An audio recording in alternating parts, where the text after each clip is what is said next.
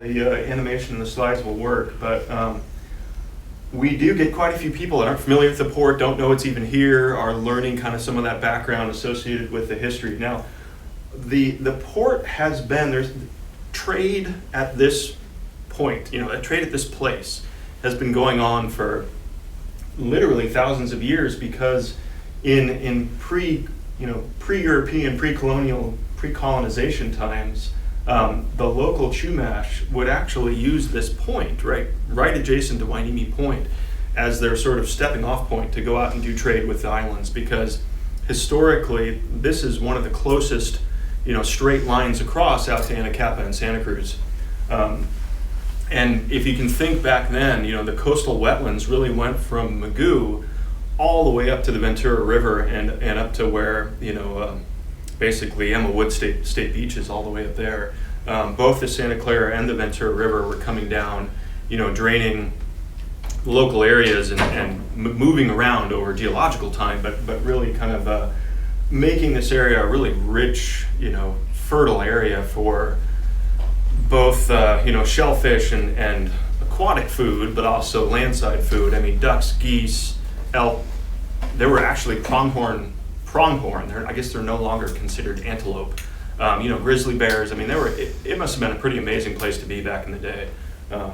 So they had a really active, village network along here, and they would use this point. And the name Hueneme actually comes from, my understanding is it's sort of a Europeanization of the original word of Huenemu or Huenema.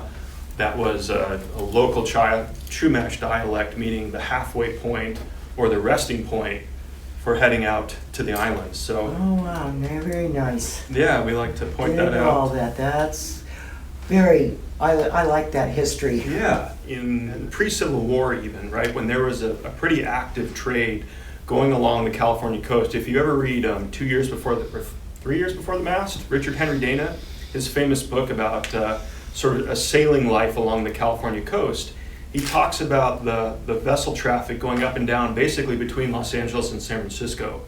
And there was active ranches going on post-Spanish because they gave the land grants that created this pretty extensive cattle industry. And there was a really busy industry in cattle hides and beef going up to LA and San Francisco for export essentially, or trading through, because the rail had just been brought into San Francisco. Well, there wasn't any connectivity here in Ventura County. The rail wasn't brought in until a lot later, and they recognized that, hey, we've got this beautiful agricultural industry here. Let's take advantage of this industry and create an opportunity for the community by connecting to those trade lines. We don't want to be completely reliant on having to use wagons and rail. We'd like to connect to those ships, because the ships are those connections to those bigger, further distant markets. And they recognized, as they were doing coastal surveying back pre-1870, really around the time of the Civil War, that there was a huge submarine canyon right here in Hueneme. What you will see is right there, that huge feature is the Hueneme Submarine Canyon. Okay, I've heard about that, but I didn't know exactly what that was. That is what that is. So what that is actually proof that 10,000 plus years ago, during the last ice age, when the sea level was a heck of a lot lower, 300 to 400 feet lower than it currently is, that was the Santa Clara River. Oh my goodness. Draining out into the ocean and carving that huge meandering canyon back in the day. Oh my gosh. And so when vessels were coming and traversing across this, they recognized, hey, we have deep water right here. Now, why is a canyon good for ships? Well, because if you're offloading a sailing ship that doesn't have an engine, and you're reliant on the wind and human power and wind power to travel, you want to get that cargo as close to the beach as you can, but not endanger it by putting it in shallow water where waves are going to potentially pull your anchor and your ship will end up on the beach. What they found was that they could anchor less than a quarter mile from the beach and offload extremely calm water right here because of that canyon. So in 1871, they built the original Bard's Wharf, and that was about 1,000-foot long pier that went out offshore that they could offload and reload all this nice ag stuff, sugar beets, some early citrus, even some of the early oil was being moved that way. And the community recognized and said, gosh, if we can grow this trading route, this trading hub, we can create this amazing opportunity for the community, grow employment for the community, specifically from trade.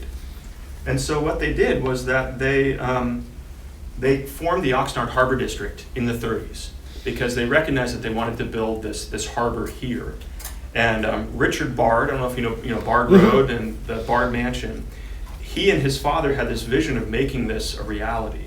And so in 1937, they put forward, after petitioning the federal government and the state government multiple times for public funding, the feds said no. The state government said no, we're not going to give you any money to do this. They said, fine, we're going to build our own port. So they put forward a private bond that was at $1.75 million to build the harbor.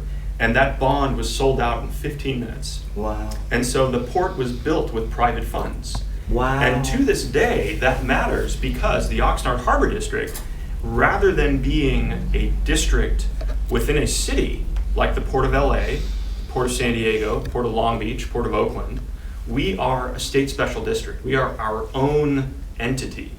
And what that means is that our governance is very different. We have publicly elected commissioners that are elected from the Oxnard Harbor District. And that is the geopolitical boundaries, which is the city of Oxnard, city of Port Hueneme, and some portions of unincorporated Ventura County up there. These are our 5 commissioners, some of whom you may recognize. Manny Lopez was a longtime mayor of Oxnard. Marion Rooney is a local educator and consultant. Jason Hodge is a firefighter locally. And then both Jess Ramirez and Jess Herrera, our current president, are both longshoremen. So they have real ties here to the community, and they have to live within the UHD, and they're elected regularly. And because they're publicly elected, not appointed by a mayor, we find that they're a little bit more responsive to the needs and to the desires of the community because they're not subject to the politics of the city. They're not competing for city resources like the fire department or local school districts, etc. They're really focused on benefiting the community. And again, this comes back to that